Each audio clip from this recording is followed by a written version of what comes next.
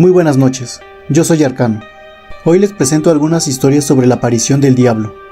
Antes de comenzar, no olvides suscribirte al canal, dejar tu me gusta, comentar y compartir el video para que sigamos creciendo. Ahora, ponte cómodo y por ningún motivo permitas que la sugestión se apodere de ti. Comencemos.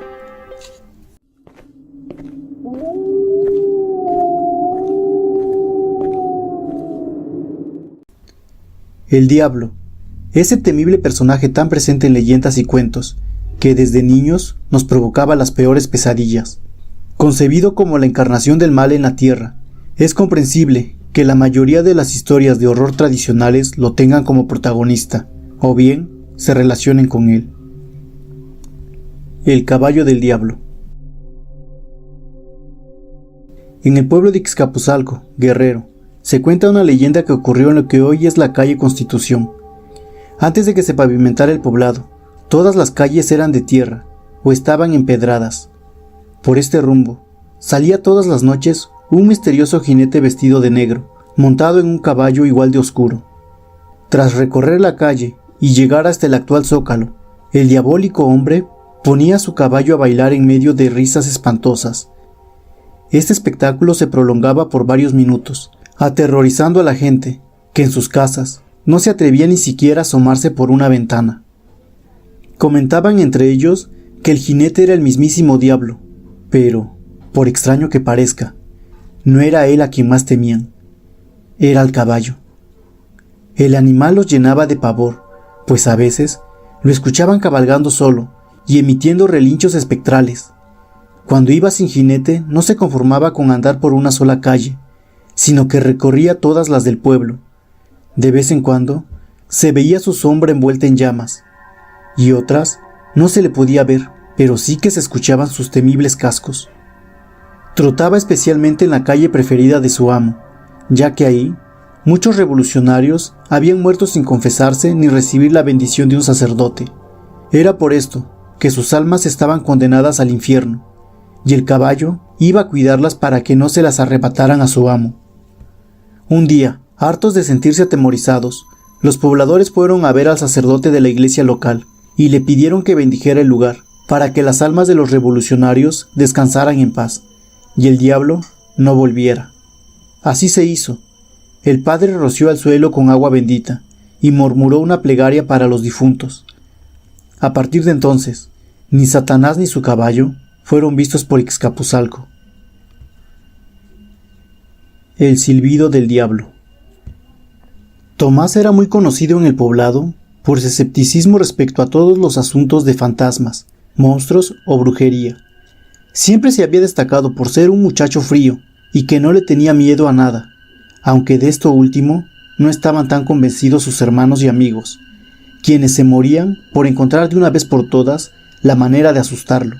Un día, Tomás tuvo que ir a Santa Ana por un velorio, y los chicos vieron la oportunidad perfecta para espantarlo. Robaron un ataúd y se dirigieron a mitad de camino entre ambos poblados. Ahí, subieron a un gran árbol y colgaron el féretro de una de sus ramas.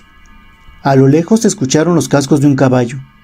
Era el de Tomás que venía de regreso. Con cuidado, soltaron el ataúd esperando que se asustara. Sin embargo, el joven frenó con su caballo al ver cómo lo descolgaban y adivinando que eran ellos, se puso a gritar con enfado.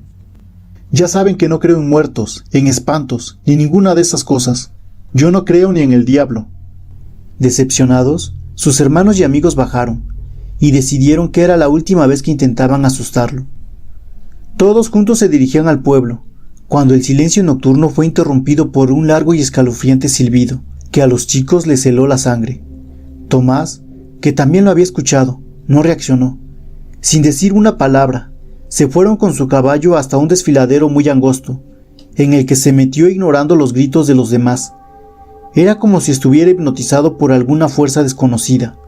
«Es el diablo que se lo está llevando», dijo uno. «Hay que hacer algo». Trataron de llamarlo y de darle alcance, pero todo era inútil. Tomás avanzaba por el desfiladero sin importarle que las rocas lo arañaran y le magullaran la piel. Finalmente, uno de sus hermanos exclamó desesperado: «Por Dios, deja en paz a mi hermano y llévame a mí». En ese momento, el silbido se detuvo. Tomás volvió en sí y se sorprendió al ver lo herido que se encontraba. Los muchachos lo ayudaron a salir del desfiladero y por fin regresaron a casa, donde contaron esta historia. Desde ese día, Tomás se volvió un chico más reservado. Cada vez que hablaba del diablo, callaba con respeto y sentía un escalofrío en todos los huesos. Por primera vez, sentía miedo en su vida. La niña que le reza al diablo. La pequeña Alondra era una niña dulce y tranquila, que jamás había dado un disgusto a nadie. Siempre obedecía, era amable con los demás y jamás se olvidaba de decir sus oraciones. Sin embargo, había algo que perturbaba a sus padres, y es que todas las noches, cuando la veían inclinarse a un lado de su cama para rezar antes de acostarse, ella pronunciaba unas palabras que los hacía temblar de miedo. Y por favor, Dios, cuida mucho de mi papá, de mi mamá, de mis hermanitos y mi familia. Y no te olvides de cuidar a Lucifer, ya que nadie pide nunca por él. Amén. Preocupados por esta macabra escena que se repetía cada noche, los padres de Alondra invitaron al sacerdote del pueblo a visitarlos, con el fin de que pudiera analizar a la niña. Al principio, el clérigo quedó extrañado. Por lo que había presenciado durante el día, la niña era un verdadero ángel, y no había en su comportamiento nada que resultara escalofriante o fuera de lugar. Entonces cayó la noche, y sus padres le pidieron que mirara en el cuarto de la chiquilla. Se quedó helado al escuchar sus oraciones. Por favor, cuida mucho de mi papá, de mi mamá, de mis hermanitos y mi familia, y no te olvides de cuidar a Lucifer. Como nadie nunca pide por él, lo hago yo.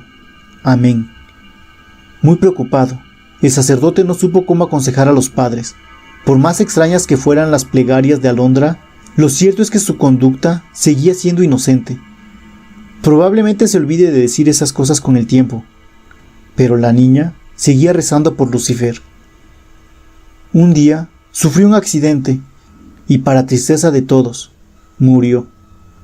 Su familia era de escasos recursos y no podía permitirse pagar una sepultura decente. Muy angustiados por esto, lloraban la suerte de su niña, cuando de pronto, un gran cortejo fúnebre llegó a las puertas de su casa. Era algo majestuoso. 6 caballos hermosos tiraban de una carroza negra, digna de una princesa, y cargada con grandes coronas de rosas. Lo conducía un joven de belleza sublime. Su tez era blanca e inmaculada, sus caballos negros y sedosos, y sus ojos del color de la sangre. Los padres de Alondra se quedaron anonadados ante la presencia de aquel hombre, pero no se atrevieron a desairarlo. El cuerpo de la niña fue trasladado a la iglesia para ser velado, y allí, en silencio, el joven lloró por ella, como si acabara de perder a alguien muy querido. Todos se preguntaban quién sería el misterioso benefactor de la pequeña. Finalmente, se dirigieron al cementerio, y el cadáver fue colocado en un magnífico sepulcro, hecho todo de mármol y custodiado por un ángel de piedra. Los padres de Alondra, sin importar más la intriga, le preguntaron al desconocido quién era y por qué estaba haciendo todo eso por su hija. Por milenios, el mundo siempre me ha juzgado como su enemigo, acusándome de robar, tentar, traicionar y hasta blasfemar contra lo más sagrado. Pero esta niña, con su inocencia, su dulzura y su cariño, no dejaba de pedir por mí cada noche, y ni una sola dejó de hacerlo, a pesar de que le temían y le castigaban. Al escucharlo, la pareja supuso que se trataría de algún profesor de Alondra, y le preguntaron cuál era su nombre. Solo recuerden el final de las oraciones de su propia hija, y diciendo esto, desapareció dejando un intenso olor a azufre detrás de sí.